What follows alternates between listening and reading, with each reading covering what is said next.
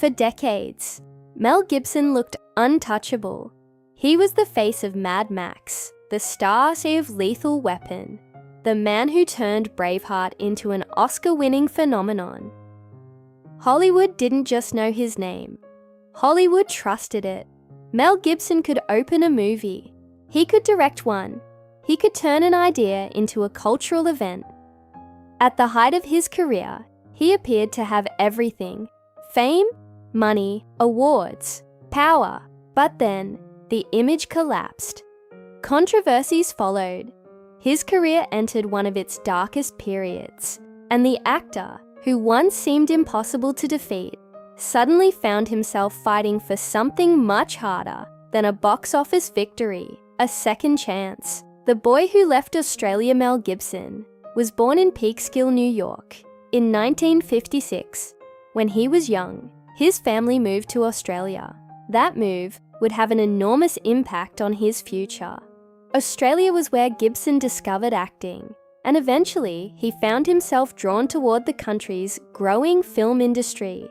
He wasn't immediately a Hollywood superstar. He was simply a young actor looking for an opportunity.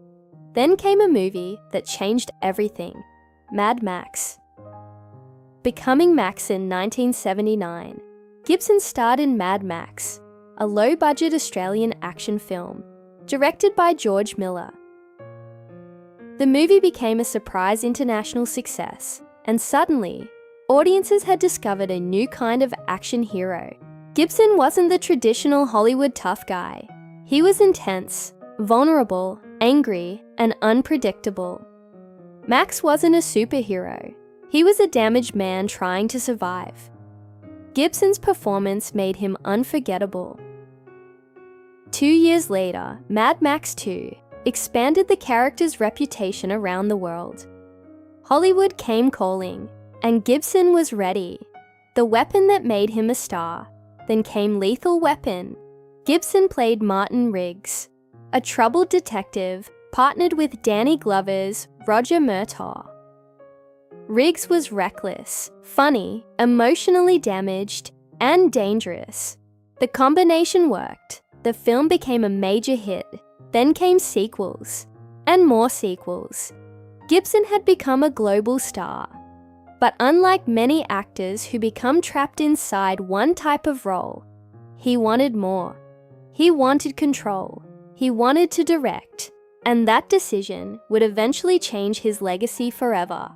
When Mel Gibson became a director in 1993, Gibson directed The Man Without a Face. But his true breakthrough as a filmmaker came a few years later. Braveheart. Gibson directed and starred in the epic historical drama about William Wallace. The movie became a worldwide success. It earned multiple Academy Awards, including Best Picture and Best Director for Gibson, for a man who had once been known primarily as an action star. This was a transformation. He wasn't simply the guy in front of the camera anymore. He was a filmmaker, a powerful one. Hollywood had given him enormous creative freedom, and Gibson seemed to have reached the top. The passion that changed everything. Then came The Passion of the Christ. Released in 2004, the film was unlike anything Gibson had previously made. It focused on the final hours of Jesus Christ and became a major commercial success. But it also generated intense controversy and debate over its depiction of violence, theology, and questions surrounding anti-Semitism. The movie became one of the most discussed films of its era. Gibson had once again demonstrated that he could create something powerful outside the traditional Hollywood system. But while his professional influence was enormous, his personal life was becoming increasingly complicated. The fall. Then came 2006. Gibson was arrested in California on suspicion of driving under the influence. During the incident, he made anti-Semitic remarks that were widely reported. The fallout was enormous. Public apologies followed. Hollywood reacted. his reputation suffered a major blow. For someone who had spent years building himself into one of the industry's most powerful stars, the fall was brutal, and it didn't end there. The controversies continue. In the years that followed, Gibson faced further public controversy. In 2010, recordings of conversations involving Gibson and his former partner, Oksana Grigorieva, became public. The recordings generated widespread condemnation. The relationship ended. Legal disputes followed, and Gibson's public image became even more damaged. At this point, Hollywood had a problem. Could Mel Gibson still be trusted? Could audiences accept him again? Could the industry separate his talent from his controversies? For several years, the answer seemed uncertain. The man Hollywood stopped calling. Gibson's career slowed dramatically. The offers weren't what they once were. The major studios that had once competed for him were more cautious. A man who had once been one of Hollywood's biggest stars was now working far outside the center of the industry. It would have been easy to assume that his career was over. But Gibson didn't disappear. He kept acting. He directed when opportunities appeared. He worked in smaller projects, and slowly, something changed. The comeback in 2010. Gibson appeared in Edge of Darkness. Later came supporting roles in films, such as The Expendables 3, but his most important return came in 2016, Hacksaw Ridge. Gibson directed the World War II drama about Desmond Doss, a conscientious objector who served as a medic and refused to carry a weapon. The movie received major critical recognition. It earned 6 Academy Award nominations, including Best Picture and Best Director. Gibson was back. Not exactly where he had been, but back, and perhaps that was more meaningful. A second life in Hollywood. The comeback didn't erase what happened. It couldn't. The controversies remained part of his biography. But Hollywood began giving Gibson opportunities again. He appeared in major productions. He worked with younger generations of actors, and he continued directing. The industry had changed. Gibson had changed, and the audience had changed, but his talent had never disappeared. That was the complicated truth. You could criticize his actions.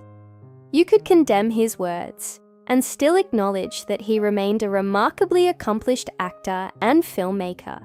Those realities could exist at the same time. The man behind the legend Mel Gibson's story is difficult because it refuses to fit neatly into a hero or villain narrative. He was a young Australian star who conquered Hollywood. He became an action icon, then an Oscar-winning director, then one of the industry's most controversial figures, and eventually, a man trying to rebuild his career. There is no simple ending. No single moment that erases everything that came before it. Instead, there is a long process, work, time, dark consequences, and the possibility of redemption. What his story really means, perhaps the most fascinating part of Mel Gibson's life, isn't his rise. Hollywood has seen plenty of people rise. It isn't even his fall. Hollywood has seen plenty of people fall. It's what happened afterward. Gibson didn't simply disappear. He continued working, he continued creating, and he eventually found his way back into major productions. His career became a reminder that Hollywood can be unforgiving, but it can also be strangely willing to give second chances, not because the past disappears, but because the entertainment industry has a complicated relationship with talent.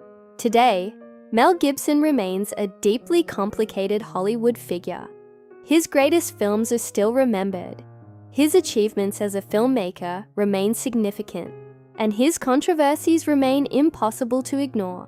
His story contains success and failure, applause and condemnation, power and consequences, And perhaps that is why his life makes such compelling documentary material, because it doesn't offer an easy lesson. It asks harder questions. Can someone truly change? How much should a person's worst moments define them? Can talent survive a damaged reputation? And when someone falls from the top, how far should they be allowed to climb again? Mel Gibson spent decades building a Hollywood empire. Then, in a matter of years, he watched much of it collapse. But his story didn't end there. He kept working, he kept fighting, and eventually, the doors that once seemed permanently closed began opening again. That doesn't erase the past. It doesn't excuse it. But it does reveal something about Hollywood, and something about human beings. A career can be destroyed. A reputation can be damaged. A public image can disappear. But sometimes, there is still a road back. Mel Gibson didn't simply survive Hollywood. He survived the collapse of the image Hollywood had built around him. And perhaps his most complicated chapter isn't the rise or the fall, it's the return.